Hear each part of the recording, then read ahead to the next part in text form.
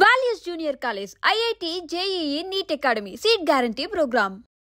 ప్రియుడి చేతిలో అత్యంత దారుణంగా హత్యకు గురైంది ఓ వివాహిత. డాక్టర్ బిఆర్ అంబేద్కర్ కోనసీమ జిల్లా రాజోలులో దారుణమైన ఘటన కలవరపాటుకు గురి చేస్తోంది. ఈ మధ్యకాలంలో అనేక నేర ఘటనలు చూస్తే ఎక్కువ శాతం ఆస్తి తగాదాలు, అక్రమ సంబంధాల వల్లే ఎన్నో హత్యలు జరుగుతూ ఉన్నాయి. ఈ నేపథ్యంలోనే ఇప్పుడు ఈ ఘటన మరొకసారి సంచలనంగా మారింది. ఓలేటి పుష్ప అనే 22 ఏళ్ల మహిళకు మొదట ఒక వ్యక్తితో పెళ్ళయింది. అతని నుంచి ఆమె విడిపోయింది, విడాకులు కూడా తీసుకుంది. ఆ తర్వాత గత కొద్ది నెలల క్రితం షేక్ సమ్మా అనే వ్యక్తితో పరిచయం ఏర్పడింది. వీరిద్దరూ కూడా పుష్ప, షేక్ సమ్మా 6 నెలలుగా సహజీవనం చేస్తున్నారు. అయితే షేక్ సమ్మాకి మద్యం అలవాటు ఉంది. ఈ అలవాటులోనే చాలా గొడవలు, ఘర్షణలు ఇద్దరి మధ్య జరుగుతున్నాయి, తగాదాలు జరుగుతున్నాయి. అయితే పుష్ప తల్లి, అన్నపైన కూడా మధ్యలో దాడి చేస్తుండగా ఈ పుష్ప అడ్డుపడటంతో ఆమె ఛాతిపైన, కాలుపైన ఆయన కత్తితో పొడిచి పరారైపోయాడు. తీవ్ర రక్తస్రావం జరిగి పుష్ప ప్రాణాలు విడిచింది. ఎంత దారుణాతి దారుణం! భర్తతో విడిపోయింది, విడాకులు కూడా తీసుకున్నటువంటి ఆమె ఇప్పుడు ఈ యువకుడినే నమ్మింది. తనతో జీవితాన్ని పంచుకోవాలి అనుకుంది, నమ్మింది. కానీ ఇంత దారుణంగా వ్యవహరిస్తాడు అని ఆమె ఊహించలేదు. ఒకటి ఏంటంటే ఇక్కడ మనం చూడొచ్చు, పెద్దలు కుదిర్చినటువంటి పెళ్లి సంబంధాలు ఏదైతే ఒక క్రమ పద్ధతిలో వెళ్తున్నాయో కుటుంబ సభ్యులు కూడా ఇన్వాల్వ్ అవ్వటానికి ఒక అవకాశం ఉంటుంది. ఎందుకంటే ఇరు కుటుంబాలు సంప్రదింపులు జరుగుతాయి, మాటలు జరుగుతాయి, ఒకరి పరిస్థితి ఒకరు తెలుసుకునే స్థాయిలో. అంటే పెద్దలు కుదిర్చిన పెళ్ళిళ్ళ వల్ల ఎక్కడా కూడా నేర ఘటనలు జరగలేదా అంటే తక్కువ శాతం అని చెప్పుకోవచ్చు. కానీ వివాహేతర సంబంధాల వల్ల మాత్రం హత్యా నేరాలు చాలా పెరుగుతున్నాయి. అది కూడా ఈ మధ్య కాలంలో జరుగుతున్నటువంటి నేర ఘటనలు చూస్తే గనక ప్రియుడు మోజులో పడి భర్తను చంపేస్తున్న మహిళల్ని చూస్తున్నాం. అలాగే ప్రియురాలి ప్రేమ కోసం భార్యల్ని కూడా అడ్డు తొలగించుకోవాలన్న భర్తల్ని కూడా చూస్తున్నాం. ఈ తరహా ఘటనలు చూస్తూ ఉన్నాం.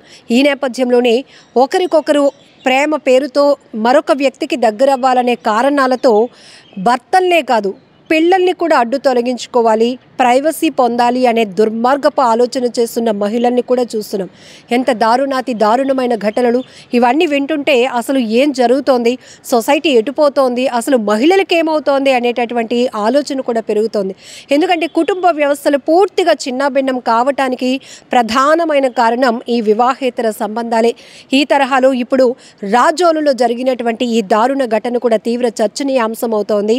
ఒకవైపు తన కూతురు భర్తతో విడిపోయింది, విడాకులు తీసుకుంది, సర్లే మరొక వ్యక్తిని నమ్మింది, తనతో జీవితం గడపాలనుకుంటుంది అని కుటుంబం యాక్సెప్ట్ చేయాలి అనుకున్నప్పటికీ కూడా ఆ వ్యక్తి అప్పటి వరకు అంటే పెళ్లి బంధంతో కాకుండా వివాహేతర సంబంధంతో దగ్గరవుతున్నటువంటి వ్యక్తుల కదలికల గురించి వీళ్ళకు పూర్తి అవగాహన ఉండదు.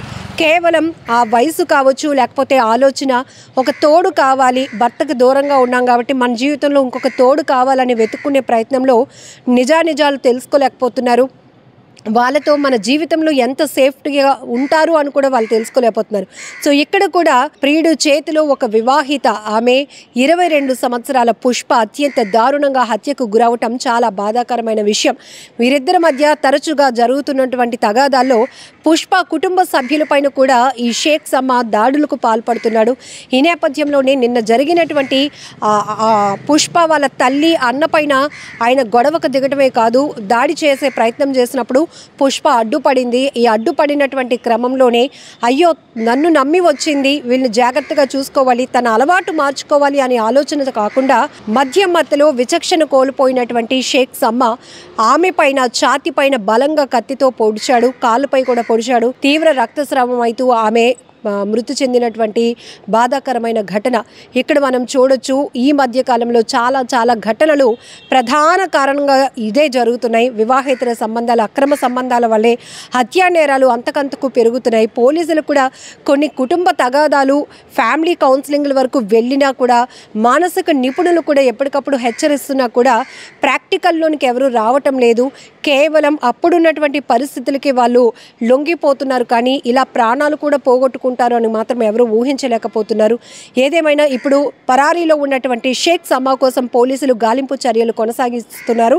సో అతను ఎక్కడికి పారిపోయాడు అనే దానిపై ఇప్పటికే 2 టీంలను కూడా ఫామ్ చేశారు. 2 బృందాలు అతడి కోసం గాలిస్తున్నాయి. సమాచారం ఎవరికైనా తెలిస్తే కూడా ఇన్ఫర్మేషన్ ఇవ్వాలని కూడా పోలీసులు చెప్తున్నారు. ఏదేమైనా దారుణమైన ఘటన జరిగిందని చెప్పుకోవచ్చు.